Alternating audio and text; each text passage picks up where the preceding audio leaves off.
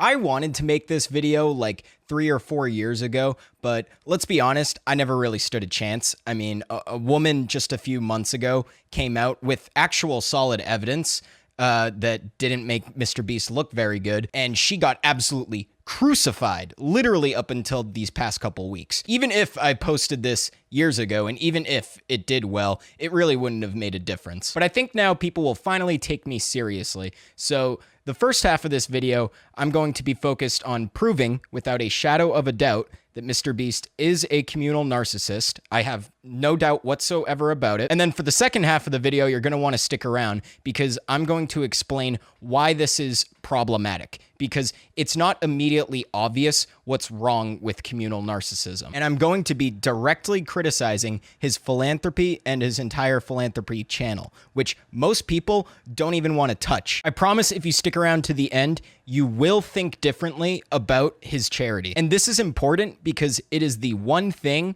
that is keeping people off of his back. You might think, why does it matter if he isn't doing it out of the kindness of his heart? People are still getting helped. I'm going to address that. But first, like I said, I'm going to prove that he is who I claim he is. And I put together a bit of a montage to help me explain this. Now, this montage or collection of clips or whatever you want to call it is going to feature two prominent internet psychologists. And I want to make it super clear that neither of them were talking about Mr. Beast when they were discussing communal narcissism. The clips that I'm taking are from podcasts and videos that they made without Mr. Beast in mind. So I don't want to misrepresent what they might think about Mr. Beast if they were directly speaking about him. And since they were discussing all of this in a general sense, I'm going to jump in at different points in the montage and explain how any of this applies to Mr. Beast specifically. If somebody said you have to pick one of the 4 types of narcissism to spend time with, I would probably choose the communal narcissist, because as irritating as they can be, they're probably, in my opinion, the least dangerous of the 4. But remember, all 4 types have the same characteristics: the need for attention, constant validation, blah, blah, blah, blah, blah, all the things I've gone through before. But the communal narcissist is the one that makes us debate whether or not there is any true altruism in the world. Altruism being when you do something just for the sake of someone else. Nothing in it for you. You just do it for the sake of someone else. Now be like shocked, like have your hands over your face, like you're emotional as you can be. So like have your hand reaching for it and then like be like shocked, like you're, yeah. Now act a little surprised. Like be like really shocked with your mouth open. I think Jimmy wants to be the best YouTuber. Whatever he has to do to achieve that goal, he'll do. And I think it was the smartest decision for him. If I donate to charity, people can't say I'm shitty. If I give this homeless guy 10K, what do you mean I'm a bad guy? But I've always thought, if you're gonna do something nice for somebody and you stick a camera in their face while you do it, that you didn't do a nice thing for somebody. You gained something. There was a homeless guy on the street and you saw an opportunity for yourself and your image, and you gave one guy $10,000 who needed it to eat, and now the revenue you generated from that video is way more than what you gave. I think when he's generous on camera, it's the least authentic thing in the world. There's an element of, oh, hey, you're crying. That's so good for camera. I'm so glad if you're crying because you're so thankful that you got XYZ, and then you go, I'm so glad he needed it that bad so I could come in and, can you cry more? Oh, it's so good for the camera if you could. Oh, it made me uncomfortable that I was working there. I didn't like it, and I vocalized it sometimes. And I think that's why I wasn't on camera as much as they said I was going to be. This is not my money. This video is sponsored by Quid. I'm doing a brand deal for Quid and they paid me $10,000. And I'm taking that $10,000 and giving it to this homeless man. So before I show me giving the homeless man $10,000, I need to mention Quid because they were so generous enough to sponsor this video and allow this to happen. I was offered $5,000 for a video, but this is when I was like 19. I was like, double it and I'll walk outside and I'll give it to a homeless person. And they're like, no, you won't. That's like, Double it. And I like pacing around my neighborhood for 3 hours convincing this guy, like on the phone, just double the money. I promise the video will go viral and I'll give it to homeless friends. I was like, $10,000 just looks better in a title. It'll get more views. I promise your app will do better. Do you think attention is the most valuable currency in the world? Well, of course. If you could post something and everyone in the world would watch it, you'd be the most powerful man on earth. They only do something for other people to draw attention to themselves. I call these the gala narcissist. They're the ones that will throw a $10,000 gala to raise $100. So when you hear Dr. Phil say throw a $10,000 party to raise $100, the obvious parallel right there would be making a video about your generosity and then using that to then gain far more than whatever it is you're giving. That's obvious. If he gives away $10,000, the video is going to make more than $10,000 and it's going to give him a huge bump in social credit within, the whole YouTube community. But it does go much deeper than that, and that's why I need this entire video to sort of explain what I'm getting at here. Another way to interpret the example that Dr. Phil gave would be that this person, in this case Jimmy's energy and focus, is so focused on themselves that they inevitably end up doing a worse job helping than they might have if they were focused on actually helping as opposed to what they could personally gain. Like, what problem is Jimmy solving when he gives $10,000 to a homeless person? The problem he is tackling here is homelessness, except just giving a person $10,000 is not contributing anything whatsoever to the homelessness crisis. In fact, if Jimmy actually cared about homelessness, there would be a bajillion better ways to spend or invest that money towards creating some sort of a positive change. And the point of me dissecting his intentions here is to show how these intentions then reflect on the rest of his work once everything is pushed to its logical conclusion. In other words, if a person has $10,000 and they want to solve homelessness, for example, or work towards a solution, $10,000 isn't even going to take one person off the street. Hell, it wouldn't even pay rent for more than like a quarter of a year. But $10,000 could be incredibly valuable to a food pantry, for example, which can feed a whole lot more than one person for months at a time with that kind of money. One of the charities we work with is Feeding America. They get 8 meals out of every dollar. You could also potentially find a prospective entrepreneur who maybe is trying to start some sort of positive sum game business for the community.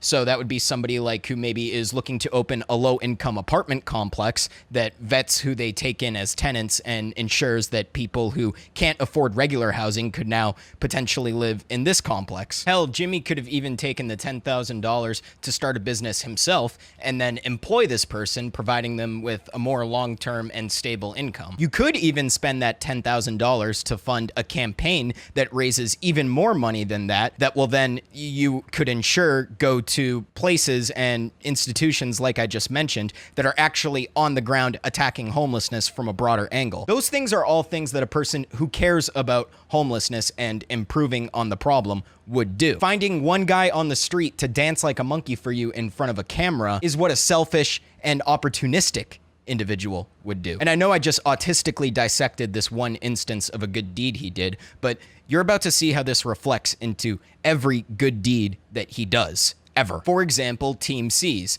the charity organization that Mr. Beast promoted that was supposedly supposed to clean up trash in the ocean and work towards saving the ocean, quote unquote, as vague as that sounds. You might think at first, this is incredible. Someone is out here literally on the ground cleaning stuff out of the ocean. Except if you actually do even just a few minutes of research into the whole idea of how someone could save the ocean, quote unquote, you would quickly learn that physically removing trash by hand is not a productive way of accomplishing this goal at all whatsoever. It's just something that sounds and looks good on paper or in front of an audience. The reality is, it doesn't matter how much trash Mr. Beast actually helped get removed from the ocean, because the rate of how much trash is flowing into our ocean is far exceeding any sort of like on the ground cleanup that humans could even pull off. Every single year, it's estimated that around 1 million to 1.7 million tons of trash is dumped into the ocean. Now, Team Seas raised millions of dollars and took 3 whole years to clean up 30 million pounds of trash from the ocean. When you convert 30 million pounds of trash into tons, you find out that it took them 3 whole years and millions of dollars to remove 15,000 tons of trash from the ocean, which means that as we speak right now, every single week, every 7 days that passes, more trash is still being dumped into the ocean than was cleaned up in the entire effort of Team C's. And it took Team C's 3 years to clean up essentially a week's worth of trash, not even. Which makes it an unequivocally useless endeavor that cost people millions of dollars in fundraising. We're not even talking about a drop in the bucket here. We're talking about how they wasted a bunch of people's money, time, and effort to essentially accomplish nothing whatsoever in the long run. If somebody actually cared about the ocean and wanted to have a meaningful impact, they would focus mainly on the disposable plastic industry. Reason being is because that accounts for most of the trash in the ocean, or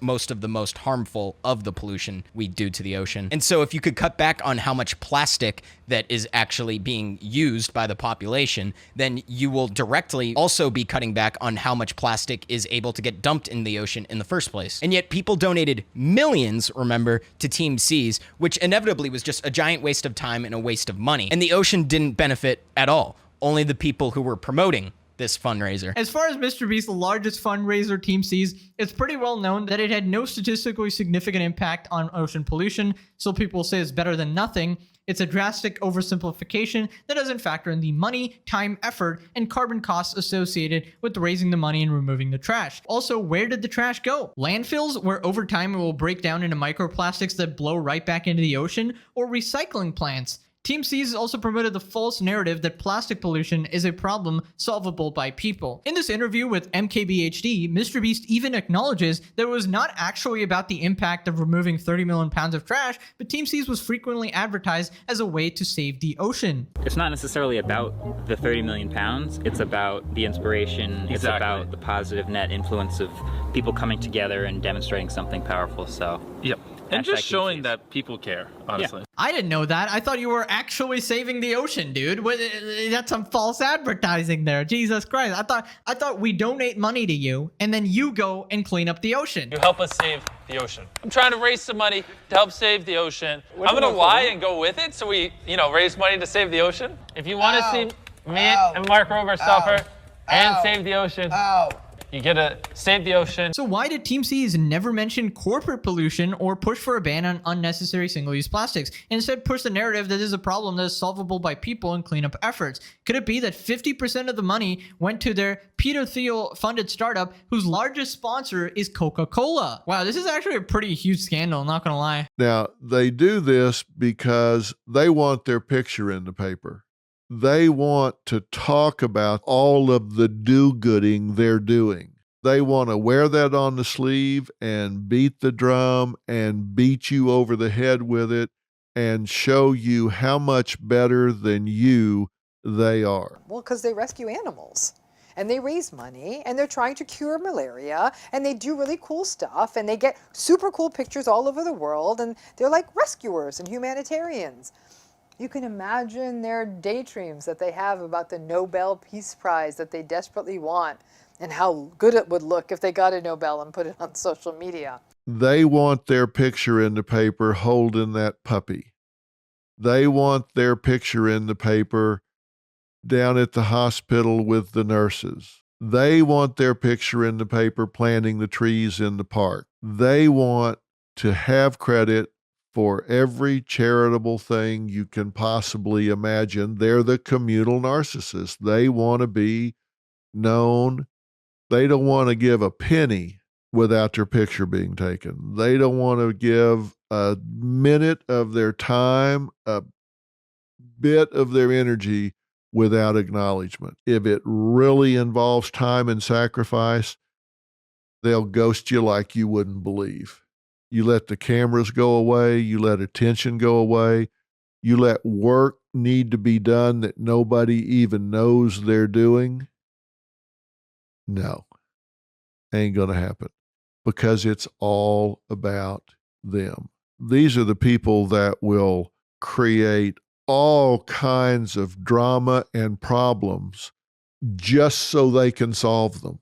these are the kind of people that will start a fire just so they can rush into the building and save somebody. Now, you may think, whoa, well, that just crossed the line. Well, yeah, it did. It's not to discredit his charity work, but sometimes there's like the charity is being used to fund certain interests. I've also heard like he was exposed for trashing a beach, essentially. This was like a controversy a while ago, but it didn't get much attention. And I've heard that it was the philanthropy side of the business that actually went and cleaned up the beach instead of like his production company. So it's like, that could be shady, but... Right.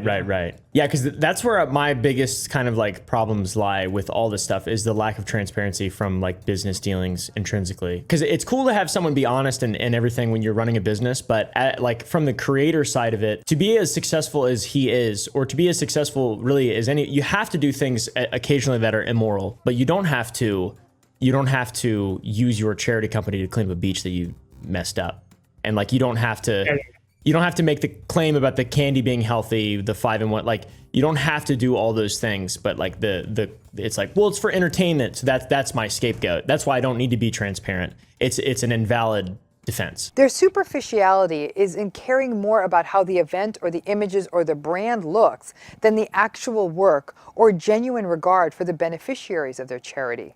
Their empathy isn't really empathy. And I must say that in the more dark cases, they actually sometimes even have contempt for the people that they are trying to help. Behind closed doors, watch out, as there's often hell to pay. They do a beautiful job of being the humble humanitarian when the cameras are rolling. But once the lights go off, it can be quite brutal for their staffs, their families, and anyone else who is considered by them to not be worthy of their humanitarianism, I guess. There was a video that came out probably like a year ago, something like that. It got a lot of hot water when it came out. It was the like surviving like $10,000 every day you survive in solitary or surviving solitary for whatever. It was one of those solitary confinement videos that got a lot of media attention because everybody saw the premise and thought, what? You shouldn't do that. And people don't know that was the second attempt. The first attempt was on me, and it didn't go well. This part right here is what I think will really start to paint the full picture, because like I mentioned, later in the video, I'm going to be taking a deeper dive into his entire philanthropy channel. But first, I want to finish characterizing him as a communal narcissist, because that's just going to help me explain later how all of this affects his charity work. It's very well known that one of the main characteristics of a narcissist would be their lack of empathy or their inconsistent empathy. And I think this is perfectly displayed in the story that his former employee, Jake Weddle, outlined. This interview went viral from Dogpack's second video in his whole, sort of exposing Mr. Beast arc. It's a long interview that I highly recommend you check out on your own time to get the full context. But to very briefly sum it up, Jake was pressured into doing a solitary confinement challenge for a Mr. Beast video. And a lot of the people who have been criticizing Jake say that it was something he agreed to and that he should have known what he was getting himself into. And I'm not necessarily saying that Mr. Beast had no right to, go through with the video or that anything was necessarily illegal, although it's definitely questionable at times. My main point to drive home here is that he treated Jake with a profound lack of empathy, in my opinion. I had good people looking out for me. I had a lot of good people looking out for me saying, this, we gotta stop. So I just wanted to turn the lights off. And I'm vocalizing to people, I wish the lights would turn off. And I go up to my friend, my good friend. And I go, they're not turning the lights off. He goes, what? That's a war crime. We're not allowed to do that to terrorists. Oh, good. 24 hours breaking the Geneva Convention, I guess, is what we're doing. And then Jimmy would come in like every other day for like an hour, to check in on me because he's doing other stuff. I'm just the guy in the cage over here. He'll come back to me in a minute. And so he'd come by, he'd get the shots, he'd leave. Sometimes he'd have a note for the director over the phone. That would really piss me off. This is the note I got from the director, from Jimmy, when I'm receiving some cash. He said, Jimmy said, can you say to the camera how thankful you are that now you can pay back your student loans. You know how hard it was to do a take of that? And pretend to make it genuine? I don't want to have student loans. I don't want to be in a cage. But Jimmy's the guy with the money, and if you do what he says, he'll do what you want. You want your student loans paid off? You just be in this cage. Jake was essentially subjected to torture, and he clearly is still affected by it. People make all kinds of different videos on YouTube, and a lot of times YouTube has been, sort of a place where people get to monetize something that they enjoy doing for fun. Making this video was not about having fun. This was about Mr. Beast abusing the power and the influence that he has to manipulate somebody else into harming themselves for other people's entertainment. And really, this was all just for the sake of more views and pulling in more money for the channel. The interview with Jake is long, but there's multiple points throughout the story where he details a situation in which Mr. Beast could be a little more forgiving, could be making the experience a little less torturous. Like for example, he asked to have the lights shut off so that he could actually get some sleep.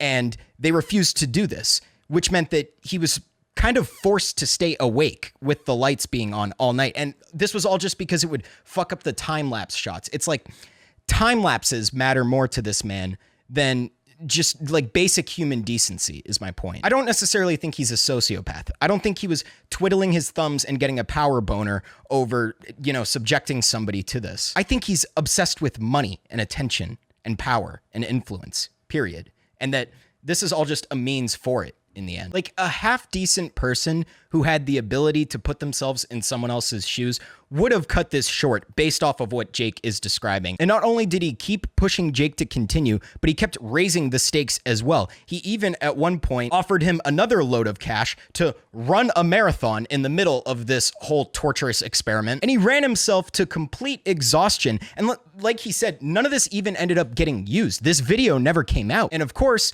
Jake didn't even get paid the full amount that he was promised. He could have cut it short. He could have made whatever he got out of it work or, presented it as a failed attempt. He could have even released that failed attempt and then used it to hype up a return to the same topic in the future, which is what he did anyway. He then went on to do another solitary confinement video, and having used some of this footage from Jake and maybe paying him a little bit better too, not torturing him for nothing, that failed attempt could have set this premise that solitary is dangerous and difficult and potentially traumatic. And that's why it's going to be crazy, insane, and you have to check it out when I subject myself to it now. But no, he was dead set on getting his video done for the fucking week or the month or whatever. And he didn't care how many fucking eggs he had to crack to make the omelet. It's just another example of all this scummy behavior that has been coming out about him more recently from behind the scenes. And I haven't even mentioned what's been going on with Chris or the illegal lotteries from the chocolate company. This is just stuff that we know about right now. I actually can't imagine what else could potentially be going on. But if we're going to debate, the type of person that he is, or if his heart is really in the right place or not, I don't think there's a debate at all. I think he's a communal narcissist, period. I put my YouTube on with the whiteboard they gave me. And I was like, all right, yeah, go ahead and scrub that footage. You got that whiteboard. Oh no, either that goes in or this footage is unusable. And then, James Warren came in and erased it, don't put that, hey, we can torture him. Don't you dare let him get a plug in there, What you have to understand is that this goes all the way back to when he was a kid. And I can prove this too. It's not talked about very often, but there's a reason that Mr. Beast's father is never mentioned on his channel or shown in any of his videos. He's done videos and even a podcast, I think, with his mother. He tried to start an entire whole other YouTube channel for his own brother, but his dad has never made an appearance. And that's because supposedly he was abusive towards Jimmy and his family when they were younger. And to say the least, it wouldn't be a stretch to assume that his father was a narcissistic individual, probably in a more overt way, given the way that things seem to be between them now. And I'm not here to pick on Jimmy in that regard because he was a kid just like any of us, and nobody knows any specific details, and that's his business. I can respect that. I can respect that kids are innocent, and oftentimes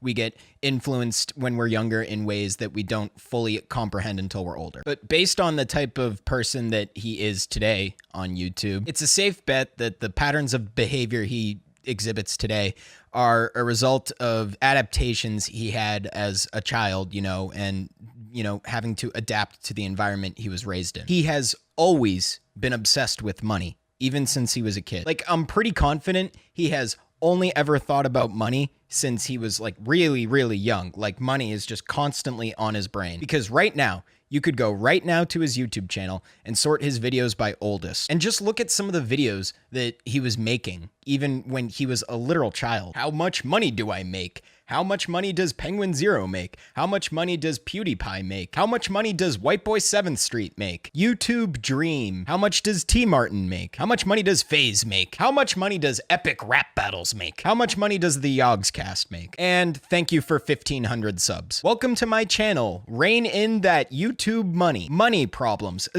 Remember, he's a child. He's been overcompensating for something for a really long time. And it's probably a very complicated and very private personal situation that, like I mentioned, I do have empathy for his younger self. I shouldn't have to explain to you why this isn't very healthy. This is exactly the definition of greed, actually. It's a scarcity mindset towards money. How much of this resource does everyone else have? How much of this resource do I have? How much of this resource do I need? I probably need more of this resource, in this case, money. Scarcity, greed.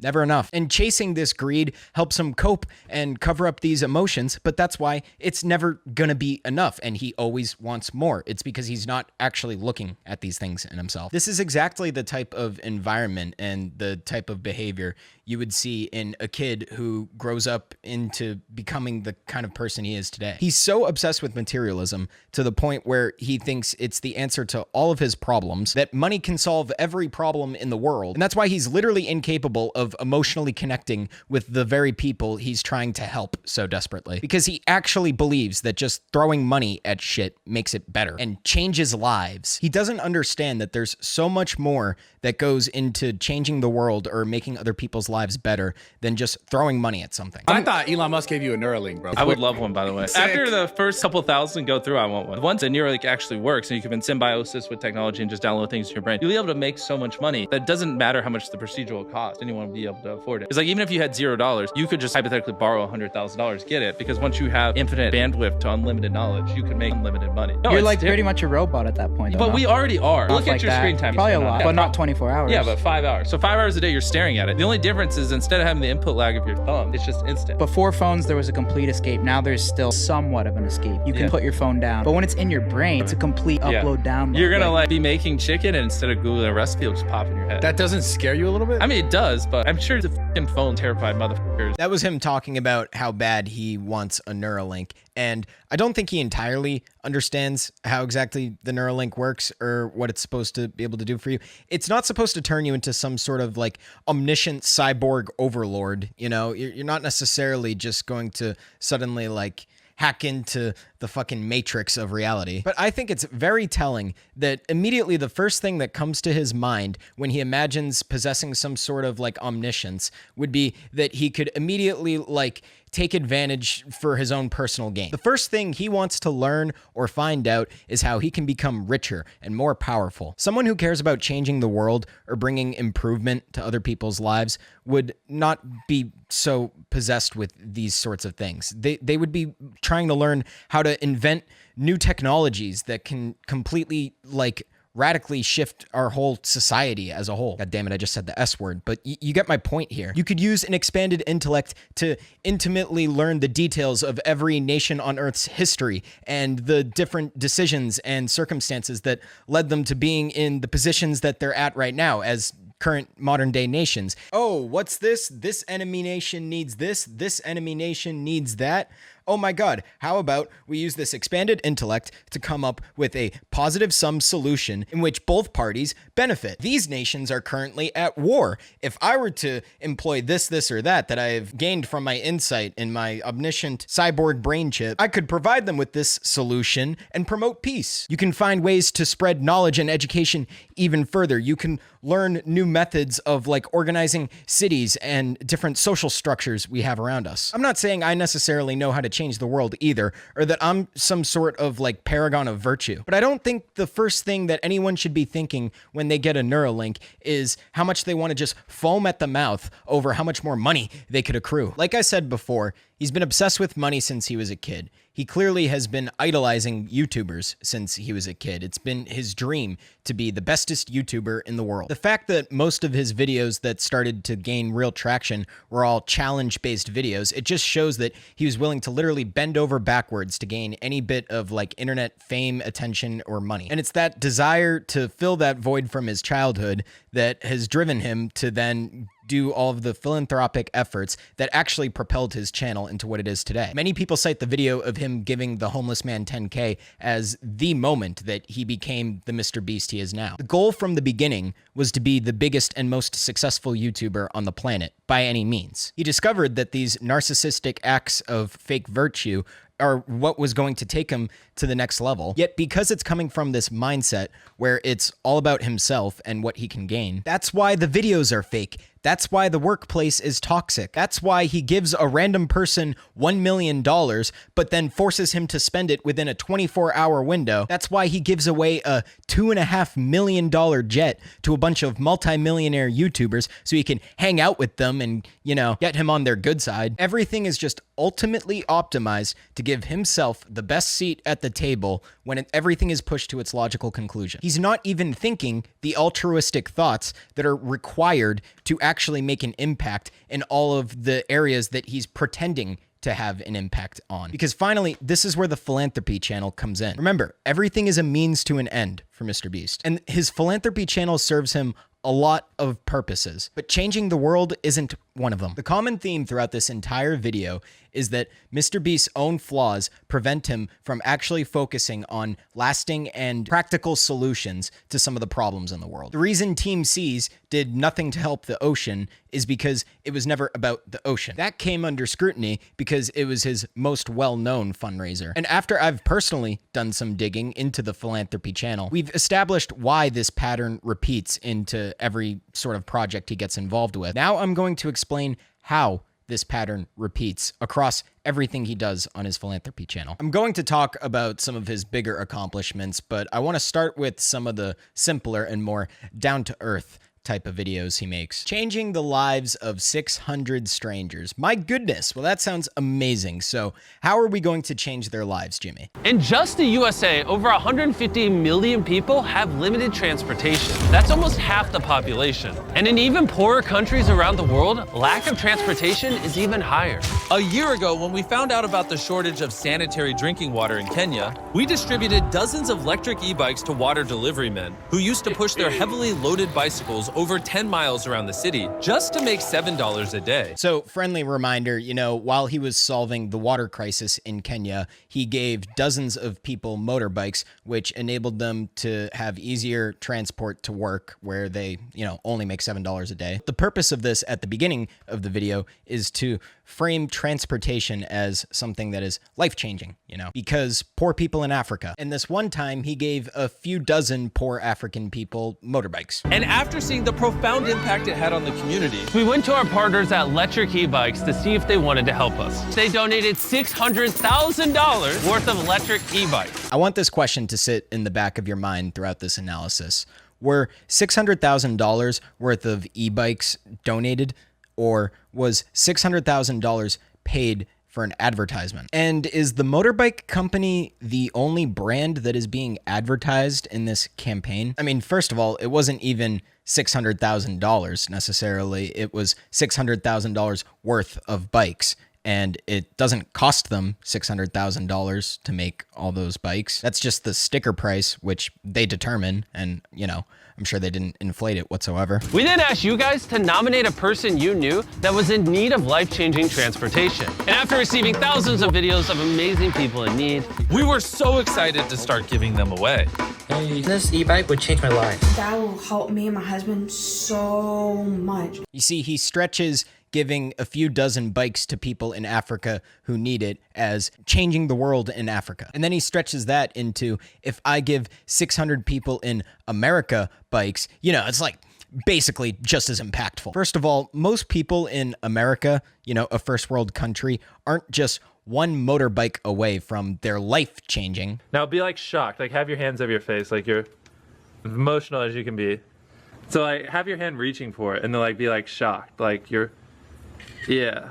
This e-bike would change my life. And he knows he's starting to stretch this even further. So he goes out of his way to find the most marketable story that he can for this advertisement. This is Maria, a single mother of 2 children who works for 14 hours a day washing dishes, only to send the little pay she has back to her children in Guatemala, who she hasn't seen in years. Pues el tiempo que yo tengo aquí, ya para 5 años. And on top of her long working hours, she still has to walk for miles every single day just to get to and from work.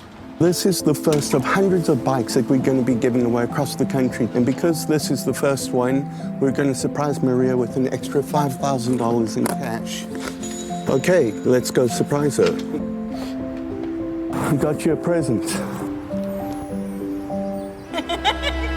Maria told us she donates whatever she has left to feed poor kids from her village back home. So on top of the $5,000, we surprised her with an additional $7,000 so that she can help her village in Guatemala.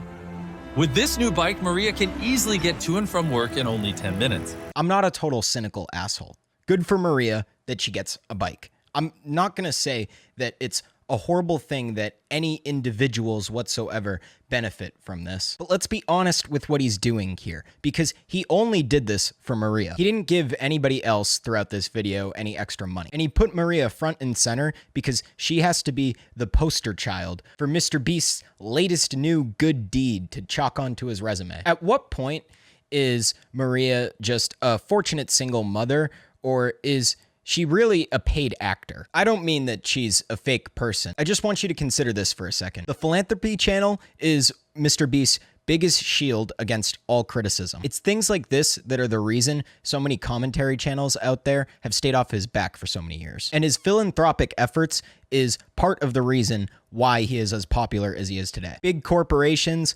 politicians, all kinds of big money makers out there are obsessed with being able to find themselves good PR. Companies pay millions every single year just for 30-second advertisement slots in the Super Bowl because hundreds of millions of people are watching. And they will pay millions to make their companies look ethical and moral and make their products look useful. They'll spend millions of dollars hiring athletes and other famous actors or famous people in general to help influence the market. It costs millions to get somebody like Patrick Mahomes to show up in your State Farm ad for 30 seconds. All Mr. Beast has to do to earn the goodwill of the people and to draw a little more attention to himself is show up somewhere, pay somebody, anybody, preferably someone with a sob story, a fraction amount of the money he's profiting, frame everything he's doing as if he's having this widespread impact on the world, or that he's changing individuals' lives forever, and he gets good PR,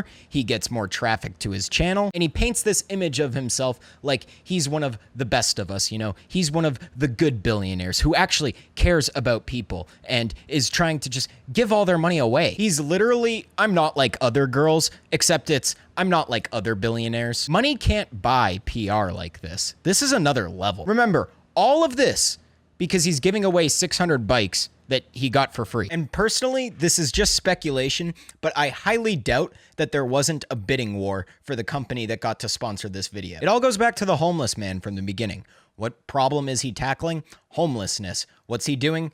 Throwing 10K at somebody. Homelessness solved. Let's make transportation more accessible to more people because it can change lives. What should we do, Jimmy? Should we hire engineers to streamline the manufacturing process so that the parts and goods needed to build these bikes could be cheaper and more readily available and mass produced? Holy shit. That might not only just change the lives of our customers, but it'll create new jobs that could spur the local economy and set up stable futures for our fellow employees. Oh, I know, Mr. Beast. We'll start a whole new foundation, Cars for Comrades. We could advertise this fund on your YouTube channel and promise to ensure that we could provide more affordable automobile options for the general public. Nah, motherfucker, I don't got time for that. Let's just find some, like, needy immigrant lady and, throw a bunch of money at her and surprise her with a bike. Transportation has never been more affordable and accessible. God, the world really needs me. Now, if you thought that was special, we still have 599 more to go.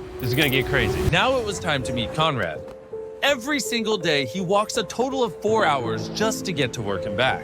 I'm the type of person that works, 80 hours a week, but with me not having transportation, it's hard for me to even get 40 hours a week. I'm sorry, I'm really not trying to be an asshole, but like just do the math here with me real quick. Like 4 hours to get to work, 80 hours a week. I'm sure he works hard. I'm sure it's challenging for him to transport himself to work, but is it 80 hours or 40 hours? And I'm sorry, why are you even working? Didn't Mr. Beast change your life? I want to own my own business one day, and with me being able to have transportation, it would be easier to get to that goal of owning my own business. Conrad's story is just another example of the dire need for transportation. Oh, so he wants to start his own business, huh? Yeah, like I guess a free motorbike could assist him with that. Or like, I don't know, maybe $12,000. Just a random number. I don't know where I pulled that from. The extraordinarily generous donation from electric e-bikes has enabled us to give people an opportunity to unleash their full potential with something as simple as transportation. Electric e-bikes time and time again steps up to the plate, asks for very little, and just helps us help as many people as possible. That isn't even close to how many people you could have possibly helped with all of this effort. And in this video, they gave us $600,000 worth of bikes. If you ever were curious if a brand actually likes helping people and wants to do good, you shouldn't have to wonder that about electric e-bikes. If there ever was a brand you need to support, it's them. Also subscribe, or Darren will cry. Please don't make me cry. Same shit, bigger bull. Trust Mr. Beast, watch him help others, contribute to his cause, and one day he'll help you too. That's the formula. Subscribe for a Lamborghini, and to make me happy, you could be in one of these Subscribe videos right now, and you might get pictures next week. You might get $1,000. Subscribe and you might win a free car. Subscribe for a free car. I love all of Subscribe and you can come next time. I might give you $100. Subscribe again. Subscribe and you could win $10. Subscribe button and you could also win $100,000. Seriously, we always fly subscribers down. They never fly random subscribers down. Now, Mr. Beast intentionally manipulates these children's vulnerable minds for profit using 3 simple steps, which closely align with the 3 major types of behavioral learning. Step 1 is getting the viewer to associate the brand with trust and authority. Mr. Beast videos are real, and he's a great guy that gives away big rewards to his loyal followers. Step 2 is showing the viewers that when people interact with Mr. Beast in a way that benefits Mr. Beast, when they do what he tells them to do, they win big rewards. Is he subscribed? You are subscribed. Here's some money. Have a good day. Some of them feel like I just walk around with $1,000. It's like, oh, thanks for watching my videos. Hit that subscribe button because you might bump into me in real life and it might make you a lot of money. When people are devout followers of Mr. Beast, they get rewarded. And step 3 is finally calling on the viewer to act in some way that benefits the brand, promising big rewards in return. Now it's your turn to do what Mr. Beast tells you, and you will win big rewards. This e-bike would change my life. So young, impressionable viewers are made to believe that Mr. Beast is a trusted authority who can give them big rewards. These young viewers are explicitly shown that dedicated followers or random subscribers like themselves are winning big rewards when they do what Mr. Beast tells them. These young viewers are explicitly told repeatedly that if they subscribe, if they buy products or act in some way that benefits the brand, they will win big rewards. No way! Yes, it is here. It looks so good. I went super far. Thank you guys so much.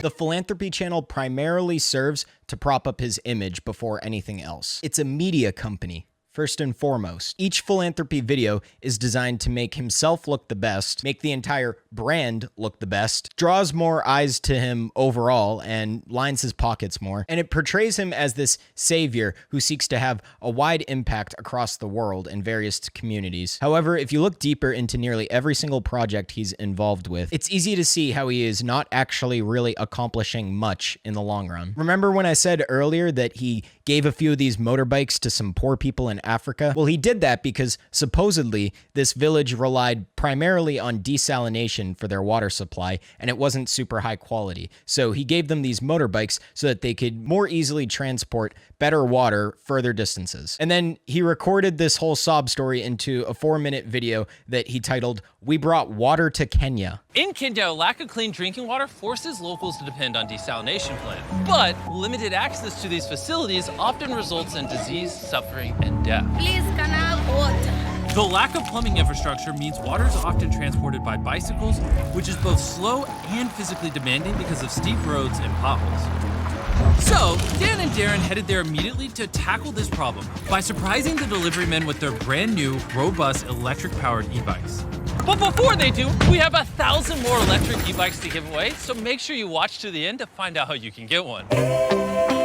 Oh, and then, referenced this moment later in his other motorbike video where he was just giving a bunch of them away to a bunch of Americans now. All of these good deeds build off of each other to the point where it's not immediately obvious to assess how much he's actually really accomplishing. Throughout history, dogs have proven their undying instincts to protect us. He helped 1,000 paralyzed dogs. It's like, oh, so, okay, you showed up to an animal rescue shelter and you helped pay for, a few dogs to get treatment. Well, it's better than nothing. It's like, is it even accomplishing anything, though? It certainly keeps critics off his back. It certainly gets him attention from major news outlets. It certainly gets him a whole lot more free publicity. It sure gives him a priceless, Christ-like image. I could keep going. He paid for a couple hundred people to get cataract surgery, except he didn't actually pay for it because, according to Dogpack, allegedly, there's rumors floating around that he really acted more as a middleman for a company or a service that was already trying to provide this for the people. And he kind of sort of like jumped in, to sort of take the spotlight. Secondarily, the big thing is that people have said for so long is that his videos are faked, and the extent of which they are faked. Do you think that some of the philanthropy channel videos are faked? They're obviously a different thing because it's all for good. What is your stance on the philanthropy aspect of the Mr. Beast industrial complex? It's hard to go into the philanthropy right now because that's kind of what I'm investigating. Okay. And I've received DMs from people who I have verified as Mr. Beast employees, claiming different ways in which they're sort of fluffed up, and it's sort of a controlled narrative. I'll give one example, which is a DM I received about somebody saying that when he healed 1,000 blind people, many of those people were going to get the surgery for cheap or for free, regardless. Okay. And he maybe expedited the process or something. So, but then he sort of claims full credit for it. Yeah, so it's not to say that it's totally necessarily you're not trying to throw the baby out with the bathwater. It's more so just for the sake of transparency, right? This man is claiming all these things. He should be able to be 110% transparent.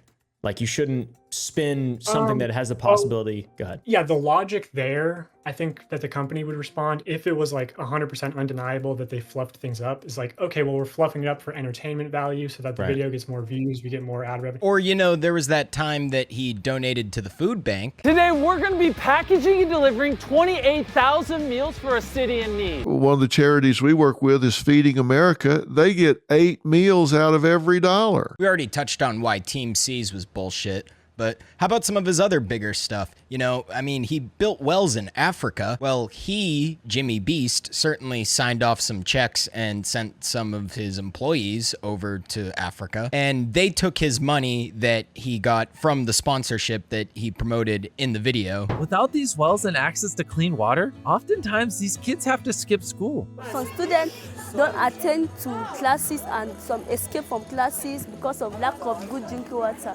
These kids are amazing. They're so happy and playful and excited, and it was really something special, and it was very heartwarming realizing the impact that we were having over there. Pause. Before we can continue the video, we have a sponsorship I want to tell you about. And the reason we have the sponsor on this video is I want to take the money they give us and build more wells in the same place in the future. Because I know you think we have unlimited money, but we don't actually. And this will allow us to help tens of thousands of people. And having said that, Dragon City is a free-to-play mobile game available on iOS and Android. And yeah, he gave 2 villages some wells, just like Maria. Good for the villages. But how many wells can you buy for how many villages? And how can you keep doing this? How is this going to solve a drinking water crisis on a wider scale? You know, how is this that much different from all that bullshit that Oprah and The Rock were getting into a little while back with their Maui fund? Maui was devastated by a natural disaster, and, you know, the two billionaires, Oprah and The Rock, stepped in to donate a generous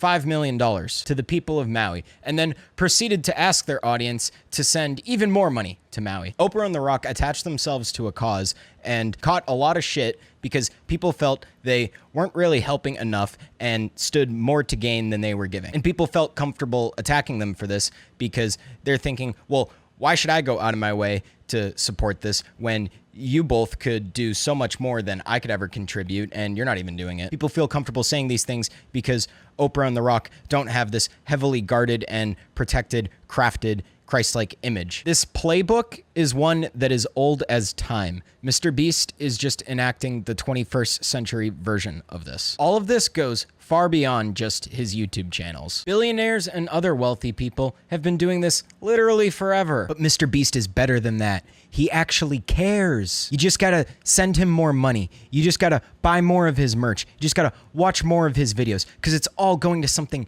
good. The more money you give him, the more he can help others. I hinted at towards way earlier at the beginning of the video how he's been more vocal in the past few months about how he's considering running for president. With him, it's all about power, success, achievement, influence. These YouTube channels are just the beginning.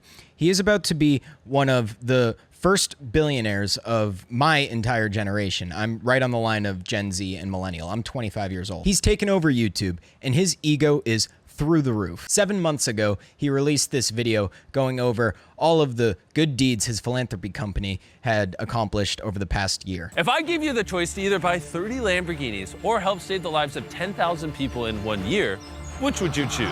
3, 2, 1. We decided to do this. Cue the epic highlight reel of the year. We started this mission in Kailicha, South Africa. It's a compilation of a lot of the stuff we've already discussed and, you know, some more of the stuff I didn't have time to get around to. Titled 30 Lamborghinis versus 10,000 people. Because the message here is because he is so benevolent, he has changed the lives of 10,000 whole people in 1 year. But all them other billionaires out there, nah, they just want to buy Lamborghinis and material luxuries. But Jimmy's not like that. Or their grandiosity comes out in how they portray themselves as a Mother Teresa. They sort of humbly purse their lips, but their charitable deeds are really designed for them to arrogantly believe that they know better than everyone else and will save the world. It's very virtue signaling. And look where we are, on top of the world, literally and figuratively. And I wouldn't share this experience with anybody else, man. Send this to any billionaires you know and tell them to stop buying cars and instead help people.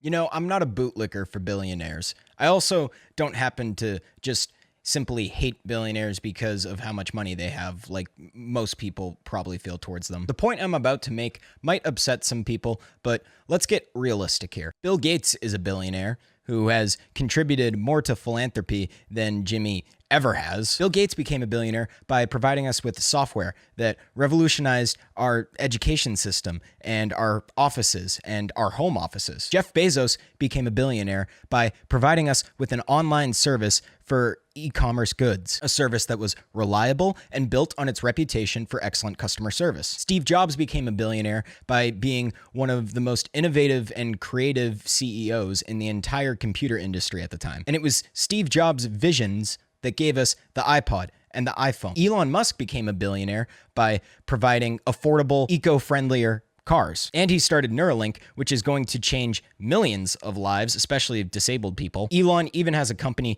that is currently right now working on drilling tunnels throughout different major metropolitan areas with heavy traffic. So all of these people became billionaires by contributing something to society, something that we all sort of agreed to pay for. I mean, that's how they got our money in the first place. And they've gone out of their way to also then send even more money than Mr. Beast has probably ever spent on anything in his life to charities and other philanthropic organizations. You know, I'm willing to bet that Bill Gates has purchased more homes for people in need. I don't think very fondly of a lot of the billionaires I just mentioned, and there's probably many more that I could. But who the fuck does Jimmy think he is to be any better or any different than any of them? In fact, I'll tell you one thing that's different about Jimmy. He didn't provide us with any value to, you know, earn his income. He just manipulated our younger generation into giving all of their attention to him. And some would argue that he hasn't been too good for the culture on YouTube. We've seen this before. How much more money do we need to give Mr. Beast before he really starts saving the world, you know? Like, he's worth well over $500 million right now. Do you think he needs $1 billion and then maybe, like, the world will start changing? About $5 billion. How about we shoot his net worth all the way up to $20 billion, let's say? Is it going to make the world a better place then? Has it made the world a better place when we gave other people that kind of money? And, you know, at least when we gave other billionaires that kind of money, they earned it and they provided something that actually benefited and changed a lot of lives. They didn't do it out of the kindness of their heart either a lot of the time, but they certainly didn't pretend to, at the very least. Or if they tried, you know, we could all see right through it. But the world isn't ready for this right now. Attention is the new currency. It's far more powerful than money alone. And if we're going by that metric, Mr. Beast might be the wealthiest person on the internet. For a while, your access to power in this country in particular, the United States, was limited by your, you know, potential to raise funds, limited by your favor or your standings with the corporate media. Donald Trump is a billionaire who happened to break this mold and successfully become president of the United States at one point because he had money. He could fund his own campaign. He didn't have to kiss up to any of the people in the parties. What if you have a step above that? What if you don't just have a bunch of money, but what if you have a bunch of clout? You know, people say a lot these days that the presidential race is really just a popularity contest. Well, Mr. Beast is on track to be the most popular billionaire ever. Certainly more people like him than they like Elon Musk right now. And he was previously probably the most favorable billionaire in the public. Jimmy's influence is far greater than Elon Musk. Maybe not financially yet, although he'll probably be competing with him even there one day, but certainly has more influence, certainly is gaining influence much quicker. He is far more powerful than I think a lot of us really truly grasp at this moment. I genuinely believe he is going to be president, and I don't see what's exactly going to stop him. He is gaining millions of subscribers every week, and it's only shooting up. He's already the most subscribed person on this entire website. Everything he's doing is being translated into different languages and being spread literally across the world wherever there is internet. He's setting himself up to be one of the most powerful people on the planet. Maybe not right now. What about 5 years from now? What about 10 years from now? About 15. He'll be eligible to run for president in just a couple election cycles from now. All of the 10-year-olds who are currently subscribed to him and look up to him as a god, they're going to be 18. They're going to grow older. They're going to integrate into our society. They're going to vote for him. They're not going to watch this video. They're not going to listen to any of the criticism because it may be too late. He has been silent since all this stuff has been coming out about him. And I didn't even talk about some of the most damning stuff that has come out about him. I have left a lot of stuff out of this video, believe it or not. And he doesn't have to answer to any of this. He really doesn't. And when he gets into office, what is he going to do other than maybe just look like he's doing a good job on paper, potentially sell us out, sell our country out for his own personal gain, whatever it may be? Because, you know, you get into office and then you start butting heads with the people who have always been there, the people who are really running things throughout the entire machine that is our government. What about when he owes people favors in politics? What about when he needs to go back on his morals to advance his political career? I think he'll take those opportunities. I think it won't be about making our country better or improving other people's lives. I think it'll be all about making him look as good as possible. And if some people kind of get helped along the way, that's fine. But at the end of the day, it's about him and his accomplishments. And if he's going to remain impervious to criticism, like I said, right now, I don't know what's stopping him. I mean, maybe I'm getting a little doomer pilled on us, as the kids say these days, but it's just crazy to think that this really could just be the beginning. He's breaking glass ceilings that nobody even could see before. And he has done an excellent job as solidifying himself as the Jesus Christ of YouTube. Maybe this whole video has just turned into one giant manic episode, but Dogpack says there's a lot more that's supposedly going to be coming out about him. And like I said, I haven't even touched on everything that's coming out about him right now. The point that I wanted to hit home with this video is that at the very least, he's just not the person that he portrays himself as or that he wants you to believe that he is. And I don't think he's actually accomplished very much, except enriching himself and elevating his social status. So when is it going to be enough? When is he going to have enough money to actually do something? Well, his audience is going to give him that money, and I think we'll have to find out for ourselves. And I think if he becomes president, that he's going to clean up our country and clean up the world just about as well as he cleans up the ocean. Why is it that I can open up his philanthropy channel and I can watch him give $12,000 to Maria, yet then I can go right over to his gaming channel, which is all just childish brain rot, and this is the first thing I see? I didn't even cherry pick this. This is just what I happened to stumble across. In case you couldn't tell, I don't script anything. I have 1,000 random Minecraft players and 10 of the biggest YouTubers on the platform. And whichever one of you survives the longest, I'll give your mom this $30,000 TV behind me. That's a lot of cheddar. And with that, begin the challenge. Go, go. No! Tag, don't die! Got in the best! So I got the $30,000 TV here. Can you tell me your address? Yes, it's a really expensive mansion that this YouTuber lives in, and I'm sure he's going to give the TV to his mother, of course, like Jimmy said. Oh, and before we wrap up, can't forget my ultimate all-time favorite video Jimmy has ever uploaded. One of his most recent videos, actually. 50 YouTubers fight for $1 million. Or as I like to call it, 50 of the most popular multimillionaires in the entire world compete to add another $1 million to their net worth. Featuring Logan Paul, the despicable human being who still owes $1 million in restitution for CryptoZoo. I'm sure Logan will give this million that he's competing for to the CryptoZoo victims. He gets to network with all of the most influential people on YouTube right now. He gets to give them gifts and shower them with praise so that they always go easy on him. A bunch of YouTubers participated in this event and were heavily encouraged to share with their audience that they were spending time with Mr. Beast, introducing him to all of the audiences of the most influential people on the platform, further expanding his reach, further honeypotting all the potential YouTubers who could be calling him out or criticizing him potentially in the future. Most large YouTubers right now have been dead silent about Mr. Beast since all this has started going down a month ago. I wonder why that might be, and I wonder what they might be letting him get away with, because there certainly hasn't been a whole lot of pressure across the website being put on Mr. Beast. You know, you would think, like, if he's just gonna give $1 million to these multimillionaires, you would think he would skim a little extra, like 10K or 20, 30K off the top, you know? Maybe toss another $7,000 over to Maria. Why not? I mean, she needs it. Oh, wait. He doesn't give a fuck.